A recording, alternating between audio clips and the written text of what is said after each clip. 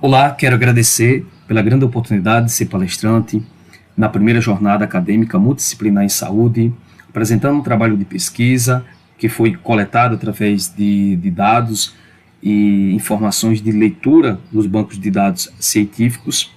E o projeto de pesquisa tem cujo tema Análise da automedicação e sua relação com a Covid-19. Eu me chamo Ediran Ericles Ponte dos Anjos, sou aluno do curso de farmácia pela Universidade de Potiguar e de licenciatura em Química pela Universidade Federal do Rio Grande do Norte. Atualmente, desenvolvo pesquisas clínicas pela Faculdade de Ciências Farmacêuticas da USP e, para mim, é uma honra realizar minhas contribuições diante desse grande evento. Atualmente, a Covid-19 ela é uma doença que é causada pelo coronavírus, chamado de SARS-CoV-2, e que se espalhou pelo mundo, causando uma enorme pandemia em 2020. E com isso, até o momento, não existem tratamentos específicos, embora os protocolos eles estejam em investigação. A automedicação e o uso racional de medicamentos ele tem aumentado com o objetivo de tentar se proteger da letalidade causada da doença. Com isso, o crescimento do uso de diversos medicamentos tem agravado a saúde e provocado inúmeras hospitalizações. Uma recente pesquisa que foi realizada da Datafolha pelo Conselho Federal de Farmácia mostrou que a automedicação ela é realizada por 77% dos brasileiros e quase metade dessa população se automedica pelo menos uma vez ao mês, em torno de 25%, né, trazem todo dia pelo menos um medicamento por semana. Então essa realidade ela pode ser explicada pelo baixo acesso ao sistema de saúde, a falta de informação, falta de confiança no profissional de saúde e a necessidade imediata de solucionar sua condição física ou mental. O maior problema no uso inadequado de medicamentos está em sua segurança e eficácia, que podem ser comprometidas. E, de acordo com o Sistema Nacional de Informações Tóxico-Farmacológico, o CINITOX, 33% das intoxicações registradas por esses medicamentos é a causa de 19% de todos esses óbitos que têm ocorrido atualmente pelo agravo da Covid-19. Então, dentre os medicamentos mais utilizados de forma irracional, eles estão principalmente os analgésicos, os anti-inflamatórios e os antirreumáticos. E o estudo, foi realizado um estudo de Paula com colaboradores em 2012 e mostrou que 57% das internações elas estão principalmente atreladas ao pessoal idoso, né, sendo decorrente principalmente da intoxicação ou efeito adverso do medicamento. Então, as internações hospitalares elas têm crescido bastante, principalmente por essa faixa etária. O objetivo desse nosso trabalho de pesquisa foi principalmente identificar e avaliar, né, de forma sistematicamente sumarizar as melhores evidências científicas que encontramos disponíveis dentro dos bancos de dados científicos que apresentavam relatos sobre as causas, né, da automedicação e a sua relação com a Covid-19. Então foi um trabalho que nos deu essa visão de poder relacionar o processo de automedicação devido aos fatores, né, que contribuíram para esse processo, como as redes sociais e as chamadas fake news também, tiveram uma grande relação para o aumento, né, desse processo de automedicação que contribuiu muito relacionados com a Covid-19. Realizada nos dias 21 e 22 de maio de 2020, dentro das bases de dados e selecionamos para esta pesquisa o Medline, PubMed, o Lilacs, a literatura latino-americana, para coletar todas as informações diante dos objetivos dessas pesquisas.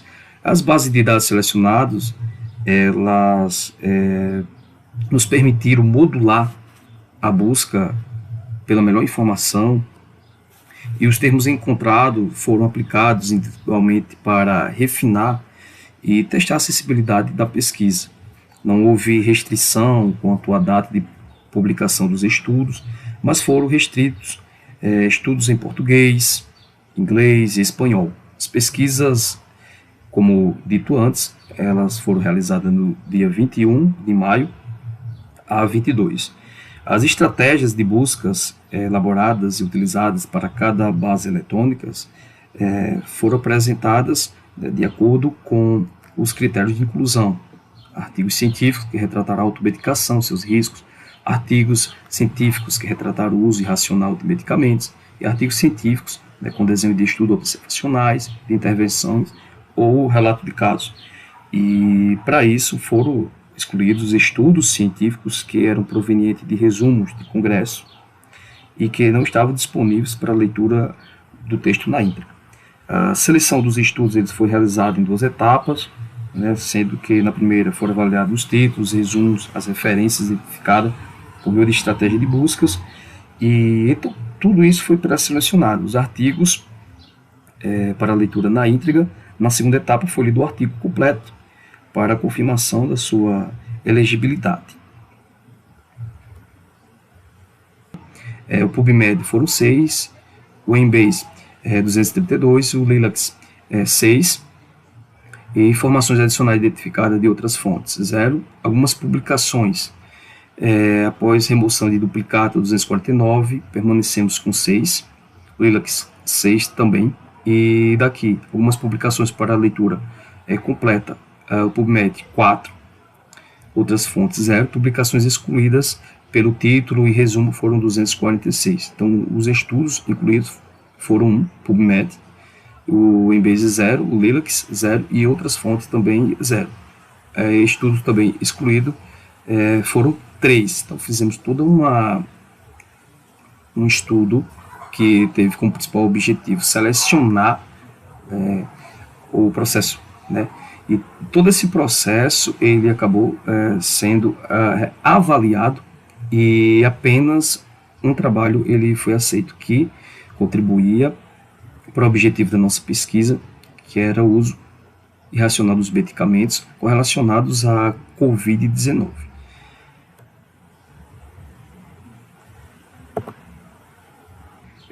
Estamos aqui apresentando para vocês a tabela 1, que mostra a caracterização do artigo obtido sobre a automedicação no período de pandemia da Covid-19 em 2020.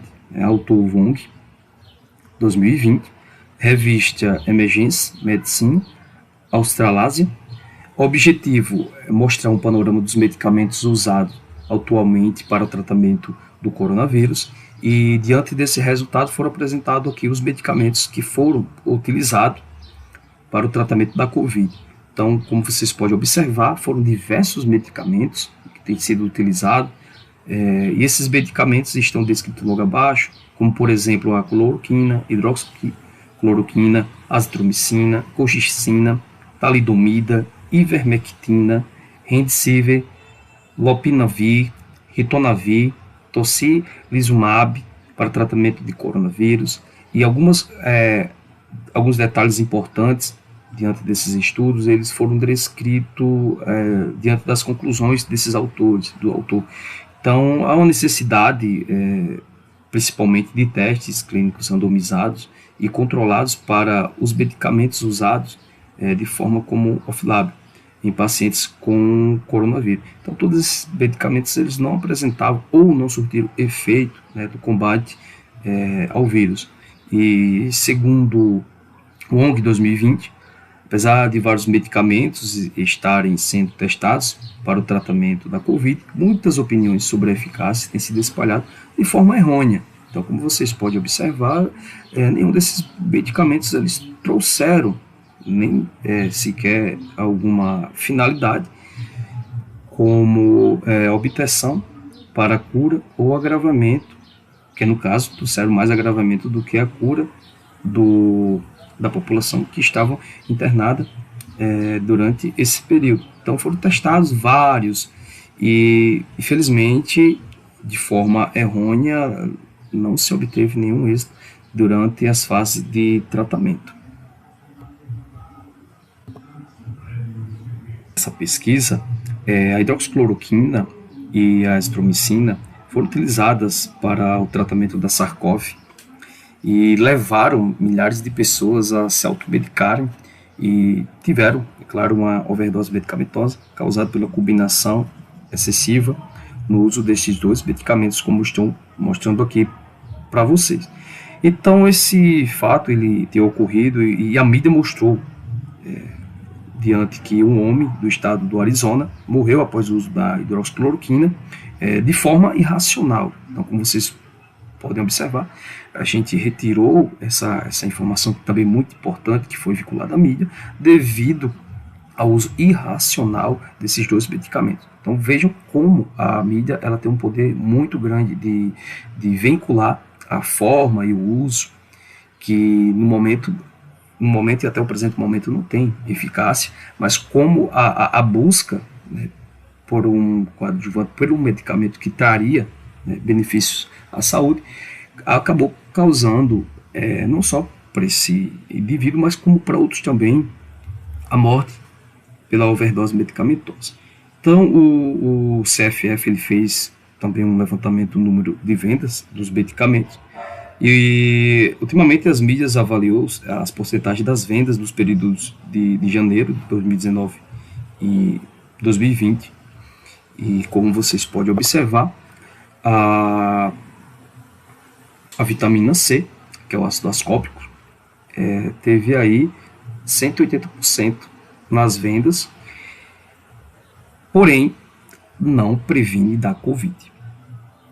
As vendas elas aumentaram em todo o país e o estado da Bahia apresentou a maior representatividade com um aumento de 316%. E o estado do Amazonas ele foi o que menos foi influenciado e teve seu aumento de 53%. Então, o que eu mostro para vocês, de uma forma global, total vendido em 2020, e vejam como teve um crescimento exorbitante. Então, tudo pelo uso das mídias sociais, que tem mostrado, né, que a vitamina C seria um dos componentes muito importantes para o tratamento da Covid-19. Porém, como já havia dito antes, não previne da Covid. Então a gente sabe que isso é uma informação falsa, mas que seu veículo de divulgação tem que contribuir de forma alarmante de um pico de vendas diante da sendo apresentado para a população como a cura. Então vejam quanto a mídia tem contribuído bastante, principalmente para o uso irracional ou desenfreado desses medicamentos, sempre crescendo de forma exorbitante. A cloroquina ela é um antimalárico e vejam os picos de crescimento de fevereiro a abril, de junho a outubro. É um crescimento bem exponencial de acordo com a evolução da pandemia e com a divulgação também das mídias sociais. Essa influência tem gerado esses impactos, né, de crescimento de acordo com a evolução da Covid-19. Então, observem aqui a ivermectina teve um pico entre março a agosto, teve sua queda aqui em agosto, e em outubro ela tem esse aumento de vendas, né? Aqui temos o total de vendas da ivermectina, que ela é um antiparasitário, mas que nenhum desses dois medicamentos tem comprovação ou eficácia no combate ao Covid-19. Mas como vocês podem observar, como as mídias sociais ela tem esse poder muito influenciativo, principalmente na venda do medicamento sem finalidade ou propósito. De 113%. Temos a ivermectina, também teve seu crescimento de 557%, né, superou todos os medicamentos, a venda da ivermectina. Temos a nitazoxanida, com a sua venda, que teve um crescimento também de 10%, o ácido ascórbico, que é a vitamina C, com 59%, temos também a vitamina D, né, 81%, e aqui foram colocados medicamentos que não apresentaram eficácia, né, segundo o Conselho Federal de Farmácia.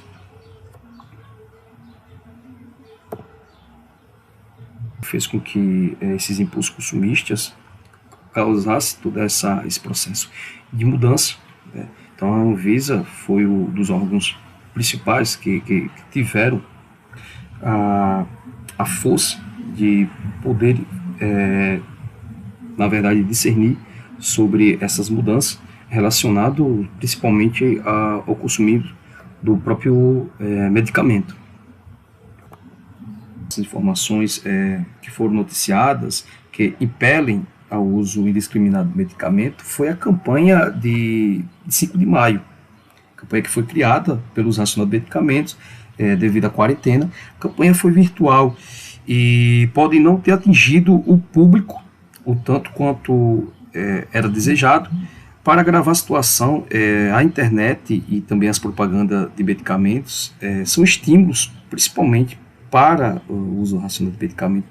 Então eles tendem a ressaltar os benefícios e minimizar os riscos influenciados o público leigo ao consumo, né? Então, pouco tempo depois, também em julho de 2020, começaram as especulações sobre os medicamentos como a ivermectina, seu potencial como efeito antiviral e possível cura da SARS-CoV-2. Então, exatamente o que aconteceu com as medicações citadas anteriormente, a ivermectina ela foi vinculada pelas mídias, né? Então, como uma forma curativa, então induzia milhares de pessoas ao uso irracional desses medicamentos, em virtude da emergência da saúde pública e de importância internacional relacionada ao Covid.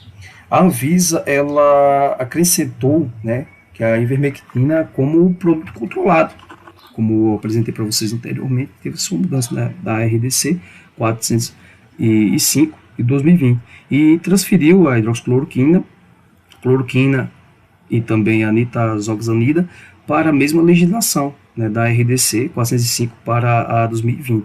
Então, até o final, né, desse trabalho, houve sempre especulações sobre diversas vacinas, mas ainda nada que estava em testes de fase clínica 2 e 3.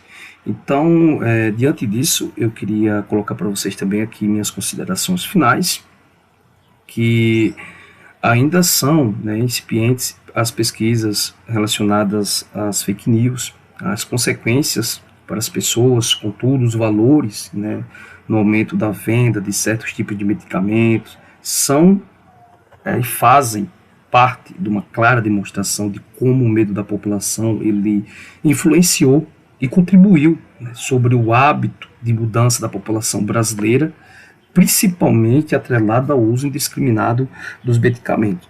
Então, com isso, cresceu, né, todo esse processo, toda essa fase, né, de mudança, contribuindo para a automedicação, o uso das mídias sociais, como foi falado, né, pelas campanhas que tiveram sendo vinculadas para os principais sites de entretenimento, disseminaram informações falsas ou completas que, infelizmente, esses trabalhos não apresentaram eficácia durante, na verdade, das suas fases de pesquisa clínica, não apresentaram.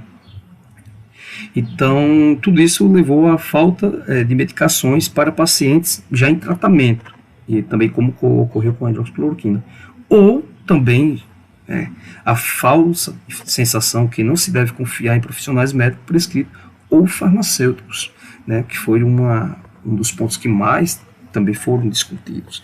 Então, eu queria agradecer, né, a toda a equipe, a primeira jornada, né, multidisciplinar, por esse convite de poder apresentar esse trabalho e falar para todos vocês que, infelizmente, ainda não temos, né, informações de medicamentos até a data da pesquisa, que foi realizada, de 2019 a 2020, ainda não tem informações precisas, e que algumas que estão em processo de estudos, ainda não tem evidências científicas claras para poder nos mostrar uma confiança e podermos mudar todo esse cenário. Mas que as vacinas estão sendo um dos melhores caminhos para a erradicação do vírus, que também o afastamento, o uso, né, da máscara. E se você está em contato, a forma de isolamento também é um dos meios muito importante para poder manter se seguro e também assegurar a saúde do seu amigo, do seu irmão, do seu pai. E que também outros pontos importantes a ser trabalhado aqui, o uso irracional aos medicamentos, eles agravam e ainda tornam essa situação ainda mais pior, como podemos observar por tudo que já foi descrito nesse trabalho.